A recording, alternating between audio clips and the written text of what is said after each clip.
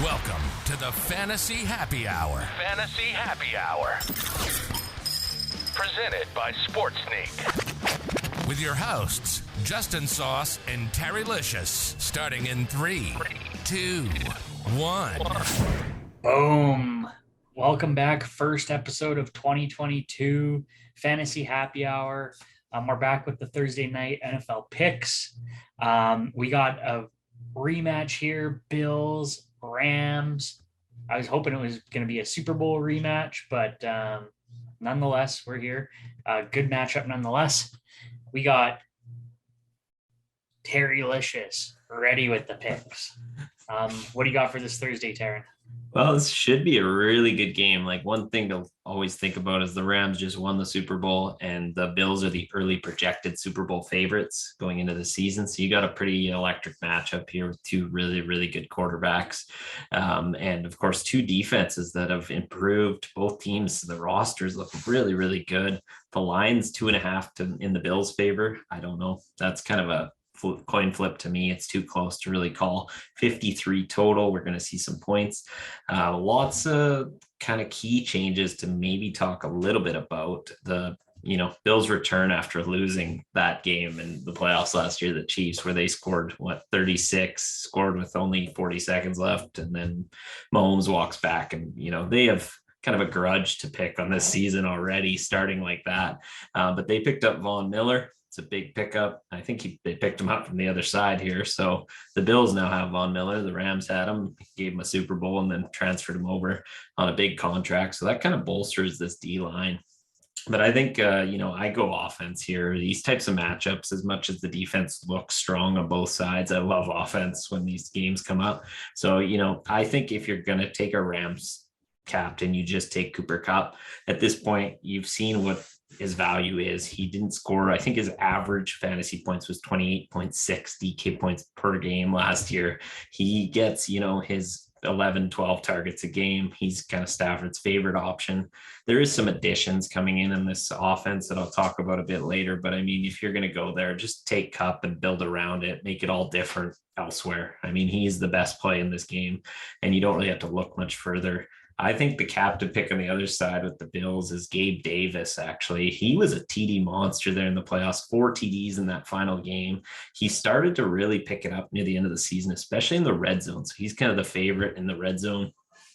He's behind Diggs clearly, and then we're going to see the addition of Jamison Crowder here, which we're not sure what's going to happen. He's a slot guy though, and I think Gabe Davis will play the outside as the opposite of Diggs. So I think I like Gabe Davis here. In the core, I mean, both these quarterbacks are in play. I don't really want to dive too much in. Josh Allen's definitely more of a favorite. He uses his legs. He scores a lot on the ground. He averages a very high fantasy output, typically between about 26, 27.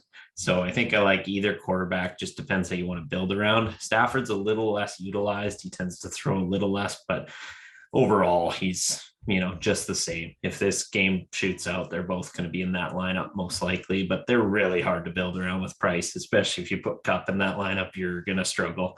So look, I tried to look elsewhere, but I really like going to Cam Akers to, bolster having Cooper Kupp. Go to Cam Akers as kind of a subsidiary piece. He really turned another gear coming off an injury there. And, in the playoffs, he looked better. He became a 3-down back. Henderson's still there. There's still a bit of a timeshare, but it's not nearly as bad as the other side of the ball where the running game has always been a timeshare in Buffalo. And they added another piece. I don't really like that run game. And then I really like going to a tight end on Buffalo's side. Allen always throws a ton. There's going to be touchdowns. Pick somebody's going to pick up one of them. So then go Dawson Knox, because I also wrote about Dawson Knox. So instead, you don't have to even think about OJ Howard. You can just go to Dawson Knox, who was obviously the favorite tight end there.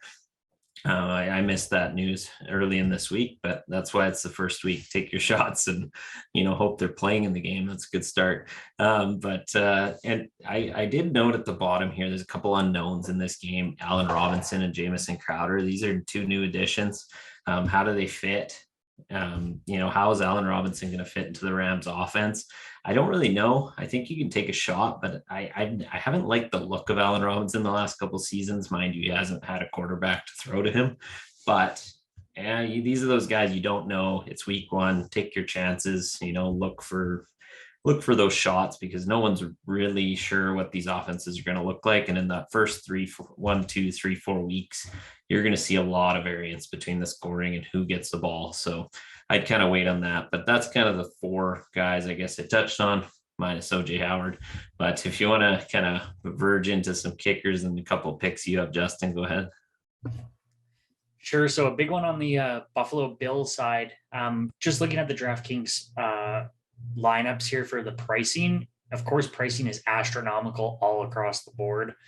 Very high prices. One place where you're looking to pick up money, and it's a little bit more of a gamble, would be Isaiah McKenzie, wide receiver for the Bills. He's slotted to be the third receiver above Jamison Crowder going into week one. And he's kind of replacing that hole where Cole Beasley is. He's also their go-to punt returner. If you look at where he played in, where Gabe Davis was hurt in week 16 last year, along with Cole Beasley, he picked up 32 fantasy points. He was 11 for 12 on the targets, got a TD. So there's that comfort there with Josh Allen. We might see Jamison Crowder jump over McKenzie throughout the year, but going in that week one, we might see him as a value play at $3,600. Going into the double doink segment, kickers here. I mean, my other pick here on the other side would be Matt Gay on the Rams. So this works out perfectly. Averages 9.4 fantasy points per game in the showdown format, which is really great. And also a value play considering the pricing in this one at $5,700. Cheaper than Tyler Bass on the other side too by a couple $100. More fantasy points per game. If you're projecting it to be the game script to be high scoring, you might want to have him in there to collect those extra points. And then along with, hopefully one or two field goals would be a pretty great play. And then just going over to the other side of the ball, Tyler Bass, 8 fantasy points per game. They're relatively the same, $6,000. So if you have that flex for the $400 and you want to fork out for the kicker, and you think the Bills would be the better team, by all means. I mean, I think you're safe going either way with a kicker if that's the way your game script is going.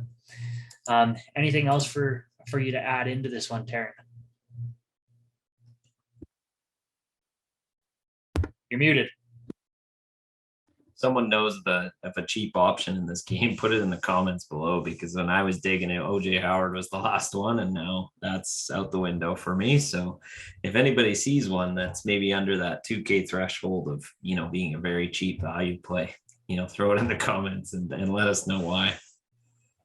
Sweet. Well, thank you guys for watching the week one. We're going to be consistent with these Thursday night ones, and then have a little bit of other sports content coming out. We're also really close to 200 subscribers. So if you like it and you like the content, please consider throwing us a subscribe. And yeah, like Taryn said, let us know your value play in the comments below, and we'll see you for week 2.